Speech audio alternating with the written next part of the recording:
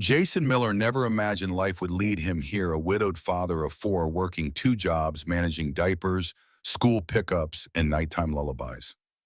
At 36, his days were measured in loads of laundry and the aroma of instant coffee. He didn't mind the chaos. What he minded was the loneliness that curled in the corners of his home after the kids had fallen asleep. Then one evening at the local diner, a modest place called Ruby's, he met Emma. Emma worked the night shift. Her hair tied back in a loose bun, a gentle tiredness behind her warm eyes. Jason noticed her not because she was particularly flashy, but because she was kind. She remembered orders without writing them down, smiled even when her feet were aching, and once gave his youngest a free cookie just because she had a tough day at kindergarten. Their connection didn't spark with fireworks. It grew like morning light through kitchen curtains. Slow, warm, unmistakable. Emma was also raising four children alone. Her past was a story she rarely talked about. A failed marriage to a man named Derek, a high-flying tech entrepreneur who vanished the moment their second child was born. No child support, no goodbye, not even a letter. For 5 years, Emma had done everything to survive working parenting, enduring.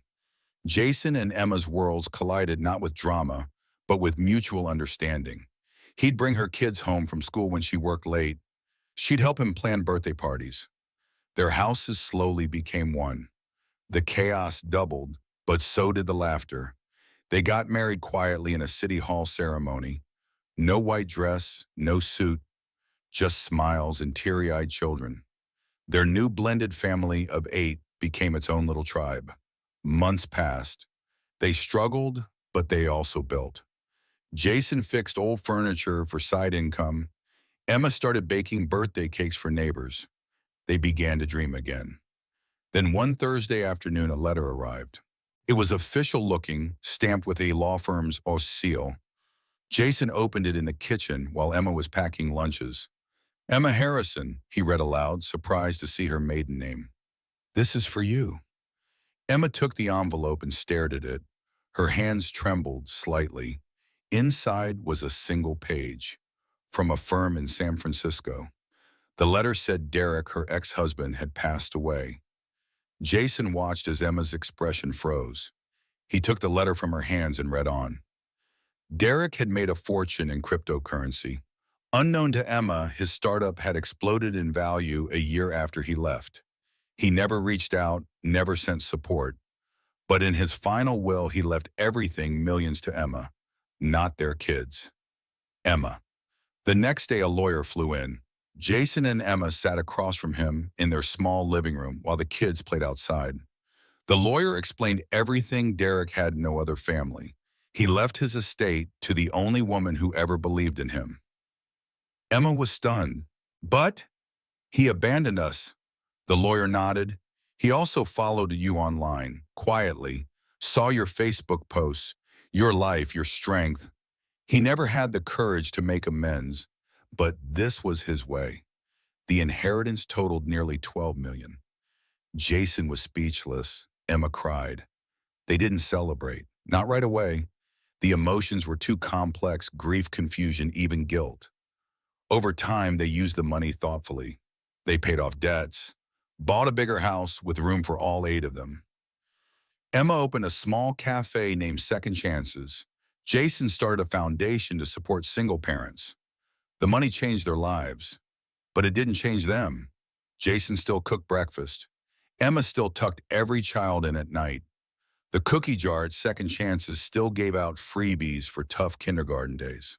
And every evening after the kids had gone to bed, they would sit on their porch, not as millionaires, not as victims of the past, but as partners who'd found love in life's messiest corners and turned it into something extraordinary. 3 months after the inheritance, Emma's Cafe was a neighborhood hit. Second Chances buzzed every morning with the smell of cinnamon and fresh brewed hope. Locals came for the muffins, but stayed for the warmth. Emma hired 2 other single moms and gave them full flexibility around their children's schedules. Jason, meanwhile, balanced his time between the new house, the foundation, and the kids. His organization, Hands on Hearts, offered legal support, budgeting classes, and weekend babysitting for struggling single parents. But as life bloomed in, shadow still lingered. Emma received a letter again from a lawyer. This time it was Derek's estranged sister, Miranda. She had found out about the inheritance and was contesting the will. She disappeared for years, Emma said, pacing the kitchen. Now she wants to challenge this. Jason placed a calming hand on her back. We'll handle it. Together. They hired an attorney and the battle began. Miranda claimed Derek was mentally unfit when he signed the will. She presented medical records from 2 years ago, suggesting Derek had early signs of bipolar disorder. Her goal wasn't justice, it was money. Court proceedings followed. Painful testimonies, character assessments, and public scrutiny. Journalists picked up the story, tech millionaire leaves fortune to ex-family fights back. Emma hated the attention. She hated that her kids were being whispered about at school. But what she hated most was being forced to relive her past with Derek under a microscope. Through it all, Jason stood by her side. Every court date, every news article, every tearful night. After 6 grueling weeks, the court ruled in Emma's favor. The will stood. They won, but the battle left scars. To heal, Jason suggested a trip, a real one. No kids, no responsibilities. Just the two of them. They flew to Oregon's coastline where pine trees met the Pacific. There, on a fog-kissed morning, they walked barefoot on cold sand. You ever think we weren't meant for this kind of money? Emma asked, staring at the waves. Jason smiled softly. Maybe. But I know we were meant for each other. She took his hand, and for the first time in months, they let go of the weight and just breathed. Returning from Oregon, the couple felt renewed. They brought home more than souvenirs. They brought back clarity. Emma revamped the cafe's mission, expanding outreach to women fleeing domestic violence. Jason's foundation partnered with legal aid groups to help single parents fight for custody and fair child support. They weren't just surviving wealth, they were using it. But wealth, they realized, brought more than attention. It brought distance. Some old friends stopped calling, unsure how to relate. Family grew awkward. Rumors circled. Emma heard whispers at the school PTA meeting. Must be nice to have millions fall in your lap. Jason got messages from high school acquaintances asking for a small loan. The couple sat down one night and made a rule: no loans, no handouts, but they would give freely, generously, with no strings. They created scholarship funds, donated anonymously to local shelters, bought new textbooks for the local school. But they also made time for movie nights, for soccer games, for pancake breakfasts. The kids were growing. Jason's oldest, Lucy, was starting to ask about college. Emma's youngest, Sophie, started calling Jason Dad without hesitation. One night, after putting the last of the dishes away, Emma looked at Jason. Do you think Derek ever really wanted to come back? She asked. Jason didn't answer right away. Then he said, maybe, but I think he knew he didn't deserve it. Emma nodded slowly. And what about us? Do we deserve all this? Jason pulled her into his arms. We earn peace, we earn love. The rest, that's just money. This, he said, gesturing around the home, this is what we built.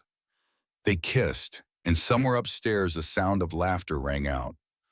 Life wasn't perfect, but it was full. And for Jason and Emma, that was everything. Life was settling into a new rhythm, still busy, but less burden. Jason and Emma had found not just stability, but a deeper joy in watching their children grow, thrive, and heal. The past felt further away each day until the day they decided to clean out the attic of the new house. It was a chilly Saturday morning when they opened the attic door. Dust curled into the air like history exhaling. Boxes lined the space, some from the previous owners, others hastily packed during their move.